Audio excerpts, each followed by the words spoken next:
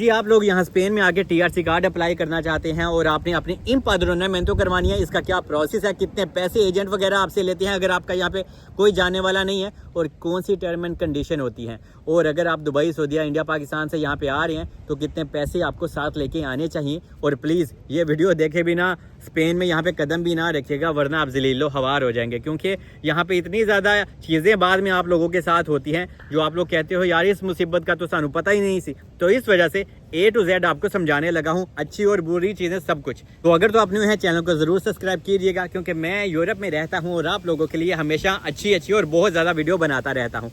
तो step by step अभी आपको समझाता हूँ। जितने भी आपने क्वेश्चन मुझसे पहले किए हैं कि सलमान अपनी इम्पाद्रोनामेंतो करवाने के लिए हमारे पास वीज़ा होना चाहिए या डंकी वाले लोग भी कर सकते हैं अपनी इम्पाद्रोनामेंतो। अगर आपके पास वीज़ा है तो बहुत अच्छा है, और अगर आपके पास वीज़ा नहीं है तो भी आप यहाँ पे आके अपने पेपर्स अप्लाई कर सकते हो, तो फील फ्री हो जाए। तो इसके बाद अगला क्वेश्चन कि सलमान हमारे पास कितने पैसे होने चाहिए स्पेन में आने से पहले। तो जनाब आपके पास अगर आप सिंगल हैं तो 2 से 3 हज़ार यूरो होना चाहिए, और अगर आप फैमिली के साथ हैं तो आपके पास एटलीस्ट 6 से 7 हज़ार यूरो होना चाहिए।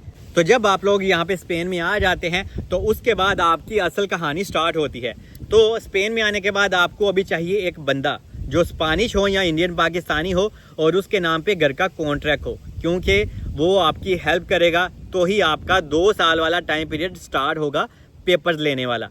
तो अगर आपका यहाँ पे कोई जानने वाला ही नहीं है तो जनाब आपको 1000 बंदे यहाँ पे मिल जाते हैं। बार्सिलोना में मिल जाते हैं, मैद्रिद एक सिटी है वो भी बहुत बड़ा है, वहाँ पे भी इंडियन पाकिस्तानी भर के हैं, और वलेंसिया में भी काफ़ी ज़्यादा अपनी देसी कम्युनिटी है। लेकिन मुझे तो ये बार्सिलोना ही पसंद है, और यहाँ पे आपको आसानी से लोग मिल जाते हैं। आपने लोकल एरिया में घूमना है और यहाँ पे हर जगह आपको एजेंट वगैरह या बंदे मिल जाते हैं, और कोई आपसे 500 यूरो लेता है, कोई आपसे 800 यूरो लेता है, कोई 1000 यूरो भी लेते हैं। ये डिपेंड करता है उस एजेंट के ऊपर कि उसने आपको कितने का टोका फेरना है, ठीक है।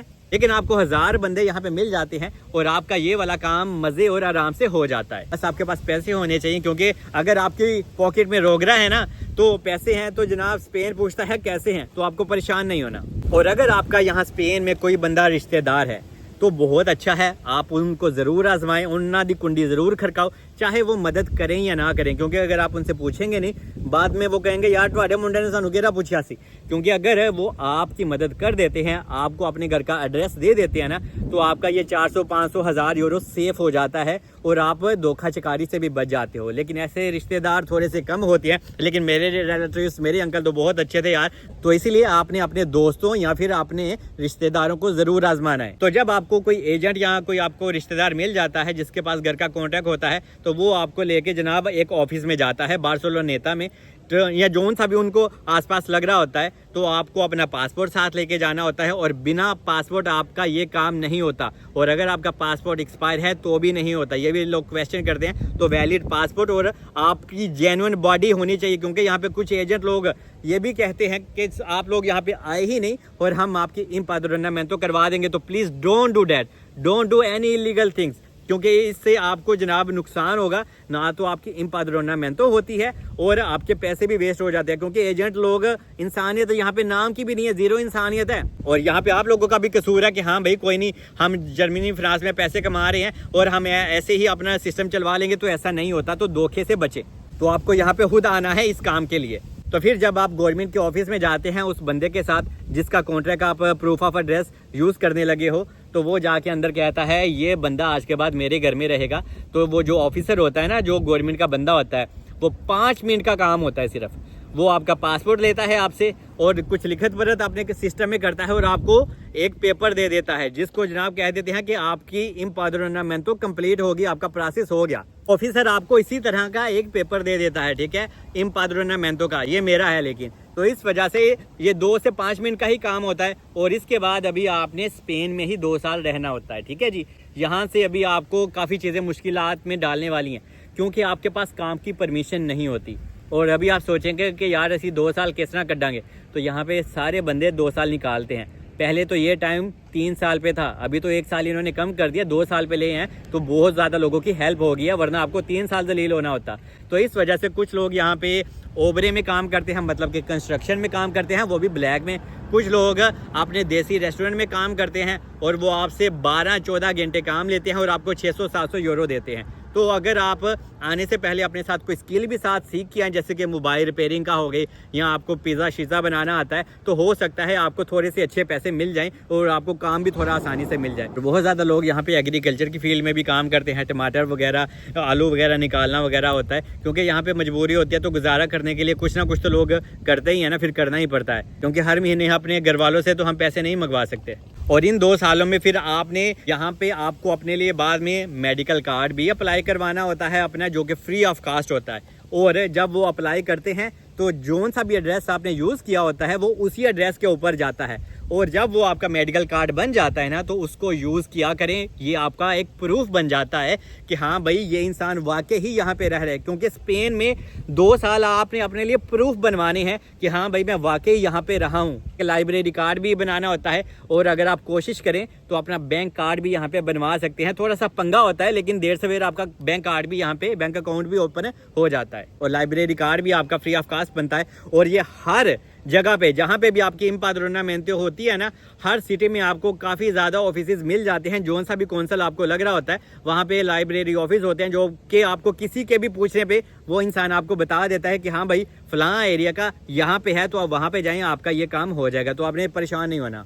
और यहाँ पे 2 किस्म की एम्पाद्रोनामेंतो होती है, एक नॉर्मल वाली जिसके बारे में हम अभी बात कर रहे हैं, और एक होती है रेड क्रॉस की। और इसके ऊपर मैंने 2-3 दिन पहले ही वीडियो डाली है, आप चाहें तो वो वीडियो भी देख सकते हैं, जो लोग अपनी रेड क्रॉस में अपनी एम्पाद्रोनामेंतो करवाना चाहते हैं। उस वीडियो का लिंक भी आपको डिस्क्रिप्शन में मिल जाएगा। जब आप स्पेन में रहते हैं ना, और अगर आप अपनी फैमिली को पैसे ट्रांसफ़र करते हैं या उनसे मंगवाते हैं, तो वो प्रूफ भी आप अपने पास रखा करें। ये भी आपको बाद में जब आपने पेपर्स अप्लाई करने हैं ना 2 साल बाद, तो आपको हेल्प होती है कि हाँ भाई वाकई इंसान जेन्युइन तौर पे यहाँ पे ज़िंदगी स्पेन में गुजार रहा है। और यहाँ पे एक चीज़ का आपने ख्याल रखना है कि जिस भी एजेंट से आपने बात की है, आपने उसको बोलना है कि क्या भाई आप हमारी एम्पाद्रोनामेंतो कटवा तो नहीं दोगे, क्योंकि यहाँ पे कुछ लोग आपकी जब कटवा देते हैं ना, तो आपका सारा टाइम वेस्ट हो जाता है। तो आपने उससे पूछना है, और अपनी एम्पाद्रोनामेंतो होने के बाद 2-3 महीने बाद, 4 महीने बाद वो आपने पेपर ये वाला निकलवाना भी है। मतलब कि रीन्यू के लिए ना, आप इस अपनी तसल्ली के लिए, सिर्फ अपनी तसल्ली के लिए आपने ये निकलवाना चाहिए आप लोगों को,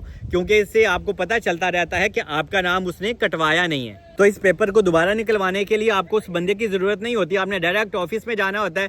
तो और जैसे कि मैं बार्सिलोना में जाता हूँ, तो वहाँ पे जाके अपना पासपोर्ट लेके जाता हूँ, और मैं कहता हूँ हाँ भाई ये मुझे मेरी पदरोन देखनी है, तो वो मुझे पेपर निकाल के दे देते हैं। लेकिन यहाँ पे अभी एक काम ये भी है कि इतनी आसानी से कोई भी एजेंट या बंदा आपका नाम कटवा नहीं सकता है। और ये स्पेन ने थोड़ा सा अच्छा काम किया है, इससे हम जैसे लोगों को जो नहीं आते हैं यहाँ पे, उनको काफ़ी हेल्प हो जाती है। क्योंकि वरना यहाँ पे डर ही लगा रहता है कि हाँ यार ऐसे पैसे भी दे देते हैं, पिछो बाजू के लिए बंदा ना ही नहीं कटवा दे। जब आपकी एम्पाद्रोनामेंतो भी हो जाती है ना, तो प्लीज़ आने से पहले अगर आप फैमिली के साथ हैं, अपने लिए अकोमोडेशन का जुगाड़ करके रखें, क्योंकि अकोमोडेशन आजकल आपको यहाँ पे आसानी से बिल्कुल नहीं मिलती। और अगर आप सिंगल हैं तो आपको शेयरिंग बेड स्पेस मिल जाती है, कोई 200 यूरो आपसे लेता है, कोई 250 या 250 यूरो एक बंदे का लेता है बेड स्पेस में। क्योंकि हर रोज़ हम लोग होटल या हॉस्टल में नहीं रह सकते, क्योंकि ये बहुत ज़्यादा फिर महंगा हो जाता है। तो रूम वगैरह आपको देखना हर हाल में चाहिए। तो जब आपकी एम्पाद्रोनामेंतो फिर हो जाती है और 2 साल आप यहीं पर रहते हैं, उसके बाद आपने एक कॉन्ट्रैक्ट बाई करना होता है, ठीक है। क्योंकि जब आप कॉन्ट्रैक्ट बाई करते हो, और आने वाले दिनों में हो सकता है कि स्पेन इसके ऊपर थोड़ी सी चेंजिंग ले आए और हम लोगों को काम की परमिशन दे दे। क्योंकि अगर स्पेन हम लोगों को काम की परमिशन दे देता है ना, तो ये जो हम लोग कॉन्ट्रैक्ट लेते हैं ना, हमें ये लेने की ज़रूरत ही नहीं होगी। क्योंकि यहाँ पे जब कॉन्ट्रैक्ट लेने देने की बारी आती है ना, तो भी लोग आपसे 8,000 यूरो से लेकर 10,000 यूरो की डिमांड करते हैं, और यहाँ पे लोग देते भी हैं, क्योंकि लोगों की मजबूरी होती है। तो ये चीज़ भी आपको पता होना चाहिए कि ये नहीं है कि हाँ भाई प्लेट में रख के आपको TRC कार्ड मिलता है। ये इसके लिए आपको बहुत तगो दो, और आपका पैसे भी आपके ठीक ठाक लगते हैं। और तो समझ लें आपको किसी ने कॉन्ट्रैक्ट दे दिया, चाहे कम पैसे लेके या फ्री में दे दिया, ऐसा बहुत कम होता है, लेकिन फिर भी हो सकता है किसी इंसान को कोई अच्छे लोग भी मिल जाएं। तो अगर आपको समझ लें किसी तरह से कॉन्ट्रैक्ट मिल जाता है, उसके बाद आप टैक्स अपना खुद पे करते हो, और 3 से 6 महीने आपका वो टैक्स चलता है, और आपको आपका TRC कार्ड मिल जाता है। लेकिन यहाँ पे जो TRC कार्ड है ना, आपको उसी वक्त नहीं मिल जाता। 3 से 6 महीने के अलावा भी आपको 2-4 महीने एक्स्ट्रा भी लग सकते हैं, मतलब कि 8 महीने आपके और लग सकते हैं। 2 साल आपके पदरोन चलती हैं और उसके बाद समझ लें 6 से 8 महीने आप अपने माइंड में और रखें कि हमें ऑलमोस्ट इतना टाइम लग सकता है अपना टीआरसी कार्ड लेने में। और जब आपको स्पेनिश टीआरसी कार्ड मिल जाता है ना तो क्या ही बात है, और तब आपकी सारी थकन भी दूर हो जाती है। बस टीआरसी कार्ड लेने तक मुश्किल होती है आपके जो पहले 2 साल होते हैं, और 2 साल भी नहीं, जब तक आपको कोई ना कोई काम ना मिले, बस 2 से 3 महीने या 3 से 4 महीने तब तक की मुश्किल होती है। आपको छोटा सा भी काम मिल जाता है ना, आप कहते हो हाँ भाई ठीक है मेरा गुजारा हो रहा है। लेकिन जब टीआरसी कार्ड आ जाए तो फिर आपकी मुश्किल सारी ही ख़त्म हो जाती है। आपको आसानी से कहीं पे भी काम मिल जाता है, आपको काम करने की परमिशन होती है, और बाद में आप टीआरसी कार्ड के ऊपर अपने होम कंट्री जाएं, अपने माँ बाप को मिले, और पूरे शेंजन में आप फ्री ट्रैवल कर सकते हैं। सिर्फ आपको टिकट लेनी है, आपको वीज़ा लेने की बार बार ज़रूरत नहीं होती। तो इसलिए कहता हूँ कि जनाब स्पेन जिंदाबाद है। उम्मीद करता हूँ कि मैंने आपको काफ़ी अच्छे से गाइड कर दिया होगा। अगर मैं फिर भी कुछ मिस कर गया हूँ या स्किप कर गया हूँ, आप कमेंट्स में लिख सकते हैं। और जब आप मुझे इंस्टाग्राम पे पहला मैसेज करते हैं ना, तो उसी मैसेज के साथ पूरा डिटेल से अपना क्वेश्चन भी लिखा करें, क्योंकि कुछ लोग सिर्फ हाय हुई सेंड कर देते हैं और बाद में उनके पास दूसरा मैसेज करने की ऑप्शन ही नहीं होती। बाकी मिलते हैं नेक्स्ट वीडियो में। अपना बहुत ख्याल रखिए और मुझे दुआ में याद रखें।